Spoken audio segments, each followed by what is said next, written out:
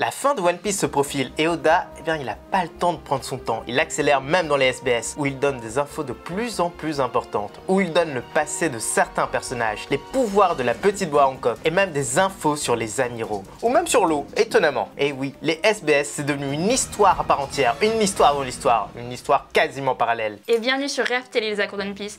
Et aujourd'hui, effectivement, on a beaucoup d'infos qui sont sorties, donc on va décrypter tout ça ensemble, ne vous inquiétez pas. Et on a aussi une petite info en plus, c'est que le seiyuu qui fait Luffy habituellement, et bien c'est également celui qui va faire le doublage du live action de Luffy. Donc ça, japonais, c'est plutôt cool. Ouais, ça va être rajoute génial. un truc. Je pense que certaines personnes vont s'accrocher à ça plus que l'intégration en elle-même du Luffy. Et surtout, pas mal de personnes vont regarder ça en japonais et sous-titré français peut-être, et ça va être plutôt cool. Moi j'ai hâte de voir qu'est-ce que ça donne, c'est bientôt, c'est fin octobre, ça va être bien. Ça va arriver vite. Et pour préparer tout ça, on va commencer à regarder One Piece en live sur Twitch dès... Bon, on a commencé en fait, c'est n'importe quoi, mais on continue dès demain, dès lundi soir, et on fait une semaine full comme ça. Tous les soirs, on regarde 5 épisodes de One Piece, 5 épisodes, et venez nombreux pour voir ça. Ne vous inquiétez pas, le lien de Twitch est en barre d'infos, et en plus, c'est tous les jours du coup, à 20h30 comme d'habitude. Et place à la vidéo. Allez, c'est parti. Numéro 1, le Kaboa. Les Séraphins sont des personnes ultimes de One Piece, en tout cas selon Vegapunk. Et on peut se dire que oui, car ce sont des Shichibukai, mais en vachement mieux. Ils ont été améliorés avec les Lunaria, avec des fruits du démon extrêmement puissants, et surtout, ils sont capables de collaborer. Et oui, car ils arrivent à recevoir des ordres et à les exécuter. Et oui aussi, quand il y a un trait qui les commande, eh bien c'est assez compliqué, mais ils continuent à être extrêmement incroyables. S-Croco, S-Flamingo et S-Gecko viennent à peine d'être introduits, mais S-Shark a le fruit qui permet de nager dans toutes choses. Et il rivalise avec une bonne partie de l'équipage en classique. S-Hawk, lui, a survécu à l'affrontement contre Barbe Noire, et S-Beer résiste au team-up de Luffy Lucci. Et enfin, S-Snake est vraiment la meilleure. C'est la plus mignonne d'entre toutes et en plus, elle renverse le game tellement son pouvoir est puissant. Exactement comme pour la vraie boa. Et là, Oda, il a donné une énorme info. Son pouvoir a beau être le même finalement, et l'attirance, elle n'est pas du tout pareille. Ce qui est totalement logique en soi. C'est plutôt comme une enfant super mignonne et hyper kawaii. Et finalement, c'est plutôt assez logique. Et ça, Oda, il a confirmé dans le SBS 106. D'ailleurs, pour donner plus d'informations, on avait dit exactement la même chose dans la review, dans plein de reviews, et ce qui nous semble totalement naturel. C'est une enfant, on ne va pas sursexualiser une enfant, c'est totalement normal. Oda l'a très bien compris, il donne un message en faisant ça. Numéro 2, les amiraux. L'entrée en scène de chaque amiral de la marine est une perfection. Ces êtres dans notre monde représentent l'écosystème et arrivent souvent assez bizarrement. Aokiji, ça va, mais il a gelé la mer quand même.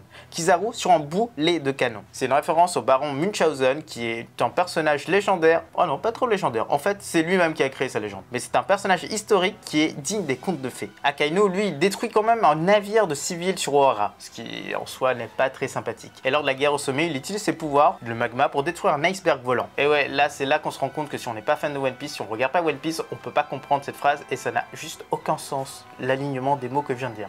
Fujitora, lui, il creuse un trou énorme grâce à sa gravité et fait des choses remarquables comme faire tomber une météorite. Et enfin, Aramaki, eh bien, il a juste fui devant Shanks. Oh pardon, il reboisse un peu Udon, c'est très sympathique. Monsieur, c'est un emploi vert. C'est bien gentil en vrai de sa part. Et là, Oda donne un peu plus d'informations sur ces deux-là, en commençant par Fujitora. Lui, on ne connaît pas encore son passé. Son passé n'a même pas été effleuré par Oda. Mais par contre, ce qu'on sait maintenant, c'est que sa forme de justice, c'est la justice honorable. Souvenez-vous, tous les amiraux ont une forme de justice qui est plutôt sympathique. C'est justice laxiste, justice équilibrée et justice absolue. Et là, c'est justice honorable, c'est-à-dire que cet homme compte plus sur son honorabilité. En fait, il veut pas que sa réputation soit entachée, donc il fait les choses pour que sa réputation reste normale. Bon, Dressrosa, il est un petit peu foiré au début, ça c'est normal, mais il s'est très vite rattrapé en se rangeant du côté de Luffy, qui pour lui est devenu le côté du bien à ce moment-là, et surtout en disant à toute la population ce qui s'était réellement passé, en dépit de ce que le Gorosei et Akainu lui avaient dit de dire. Ça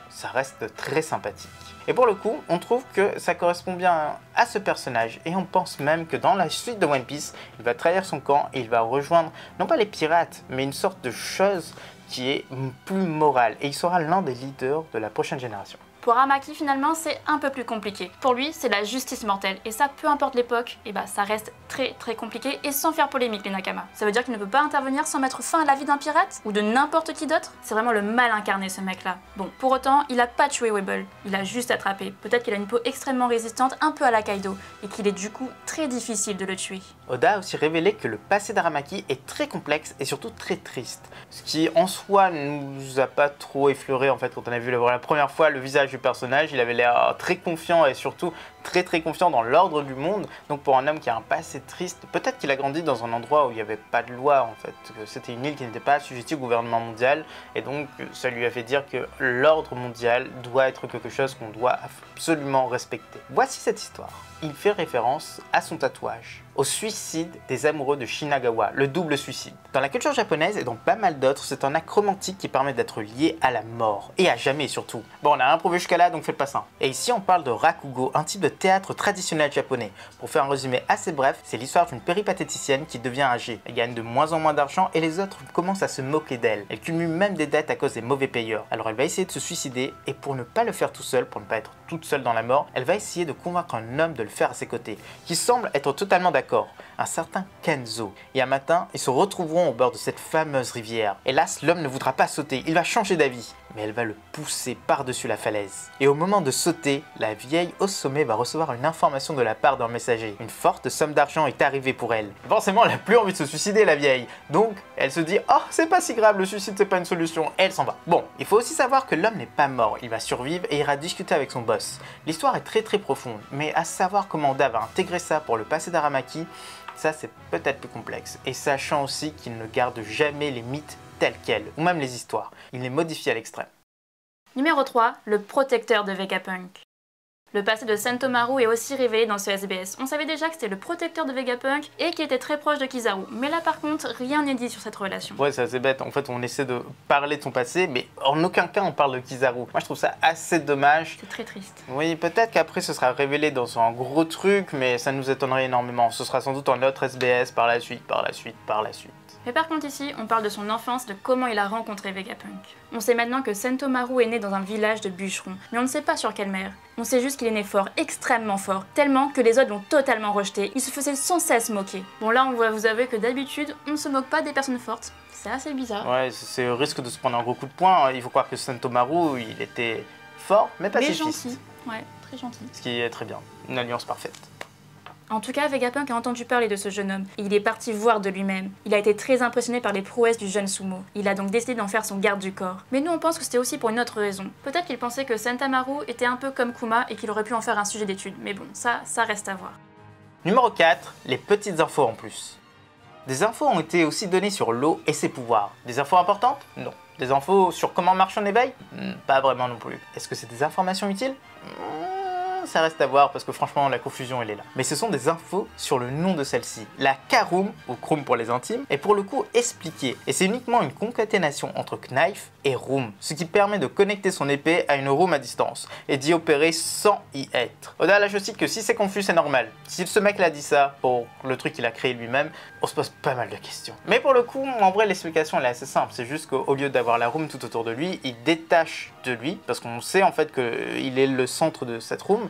Donc le centre est quelque chose d'autre. Il peut le mettre sur son épée, il peut le mettre sur autre chose. Et donc en le mettant sur cette épée, il peut modifier les choses sans être dans la roue. Ça reste simple, ça reste sympathique, mais Oda veut jouer le mec compliqué. La forme humaine, avec de gros guillemets, des armes de certaines armes ont été dévoilées, et dont celle du trident de Katakuri, qui est extrêmement mignon. Il bouffe des donuts exactement comme son maître. Et celle de la lame Nokiku, elle est très fatiguée. Elle ressemble à une sorte de touriste Frenchie totalement posée. Cette scène où Nami frappe du pied Rob Lucci a été sous-titrée par Oda. Elle dit « Tu fais le moins le malin, monsieur, j'étais le boss quand il fallait me pourrir notre Robin Agnès Lobby. » Simple et efficace. Et enfin, l'ensemble des membres du CP9 ont été intégrés au CP0 après l'ellipse. Mais uniquement 2 des leurs sont devenus des agents portant des masques. Pauvre Jabura, car lui, il n'en a pas.